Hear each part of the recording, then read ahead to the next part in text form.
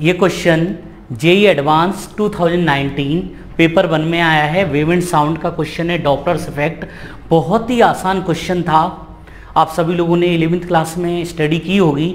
Doppler's effect का यदि आपको बेसिक फॉर्मूला याद है इसका, तो एपरेंट फ्रीक्वेंसी आती थी relative velocity between observer and sound upon relative velocity between source and sound into actual frequency. याद है ये फॉर्मूला कब वैलिड है?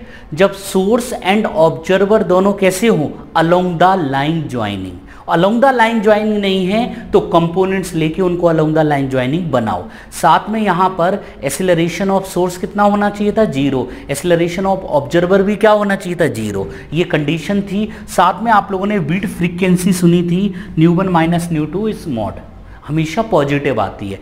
इस क्वेश्चन के अंदर यहां पे 2 ट्रेन हैं। ये वाली ट्रेन प्लेटफॉर्म पर रेस्ट पर है, ये वाली ट्रेन इस साइड मूव कर रही है, ऑब्जर्वर भी इस साइड मूव कर रहा है। दोनों की फ्रीक्वेंसी सेम है। इसकी स्पीड दी थी 108 किलोमीटर पर आवर, इसको मीटर पर सेकंड में कन्वर्ट कर लिया अपन लोगों ने, यूनिट डायमेंशन। ये तो रेस्ट है, इनके बीच का सेपरेशन 100 मीटर दिया है आपको, इसके बीच का सेपरेशन 600 मीटर दिया है। 36 किलोमीटर पर आवर 5/18 का मल्टीप्लाई डिवाइड करोगे। अब मुझे बताओ, जब इस स्टैंड पर इनके बीच का सेपरेशन कितना होगा? ये 600, ये 800, तो ये कितना होगा? 1000। याद आया कुछ मीटर? अच्छा मुझे बताओ ये एंगल कितना होगा? याद है 6, 8, 10, 3, 4, 5, 37, 53। वैसे तो चाहो तो एंगल की जरूरत भी नहीं है, आप इसी में देख सकते हो, थीटा मान लो, लेकिन फिर भी इसका एंगल कितना आएगा? ये आएगा 53। सामने वाली साइड बड़ी तो एंगल बड़ा, ये वाला 37। वैसे इसकी जरूरत नहीं है। अब मुझे बताओ सोर्स, ये तो रेस्ट पर है। देखो एक फ्रीक्वेंसी ये मिलेगी, एक फ्रीक्वेंसी ये मिलेगी, इसमें कोई प्रॉब्लम नहीं है, अलोंग द लाइन ज्वाइनिंग है। इसकी वेलोसिटी इस साइड है, इसकी वेलोसिटी इस साइड है। क्या ये दोनों अलोंग द लाइन ज्वाइनिंग है? नहीं। तो इसके लिए हम लोग कंपोनेंट्स लेंगे। कैसे? चलिए यूज करते हैं। सबसे पहले हम बात करें इसकी फ्रीक्वेंसी। किसकी बात कर लें हम लोग? ν2। इसकी बात कर लेते हैं। तो देखो याद है आपको, मैंने आपको सिखाया था कि जो भी सोर्स हो उससे आप एक वेव फ्रंट निकालो। याद है आप लोगों को? देखो इससे एक वेव फ्रंट निकाला मैंने, इसकी स्पीड शो की। अब रिलेटिव वेलोसिटी बिटवीन ऑब्जर्वर इस साइड आ रहा है कितने से? 10, और रिलेटिव वेलोसिटी साउंड की किस साइड है? इस साइड।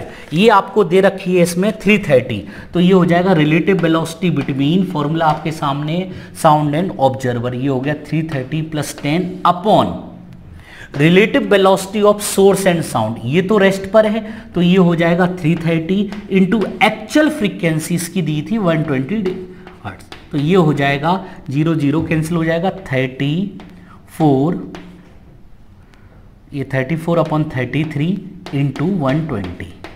अभी ऐसा ही रहने देते हैं। अब मैं बात करूं ν1। ν1 कौन है? ये वाले, इससे जो सुनाई देगी सबसे पहले वेव फ्रंट। देखो वेव फ्रंट तो चाहे ऐसे जाए, ऐसे ऐसे, ये तो सब जगह सेम ही होती है स्पीड।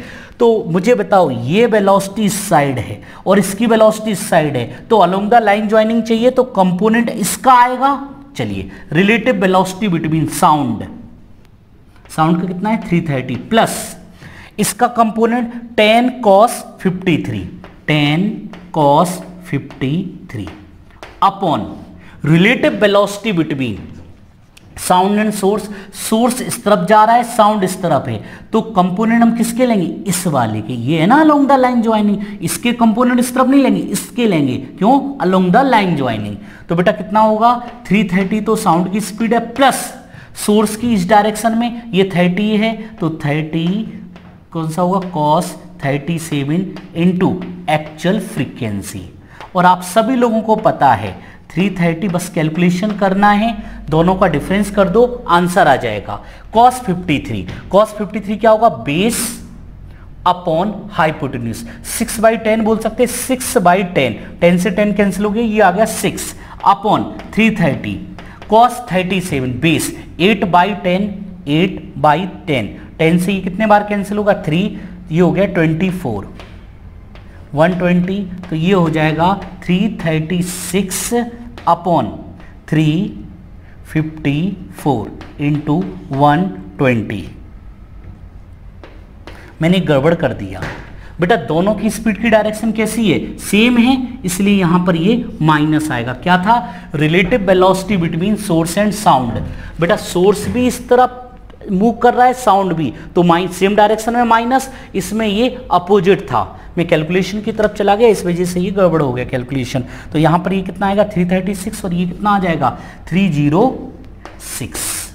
तो आप मुझे बताओ बड़ा कौन सा आएगा। यहां पे यदि अपन लोग मॉड लगा दें यहां पर, तो बीट फ्रीक्वेंसी हो जाएगी, बीट फ्रीक्वेंसी मॉड न्यू1 माइनस न्यू2।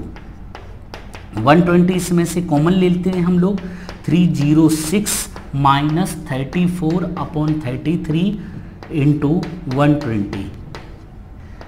आप कैलकुलेट करिए, इसकी वैल्यू समथिंग आएगी, आप कहो तो करूं, अदरवाइज इस पूरे की वैल्यू कैलकुलेट करने पर आपका अलग से कैलकुलेट करो, ये वैल्यू आएगी 8.16 हर्ट्ज के आसपास, ये आएगा आंसर। आसान क्वेश्चन है, नोट करिए।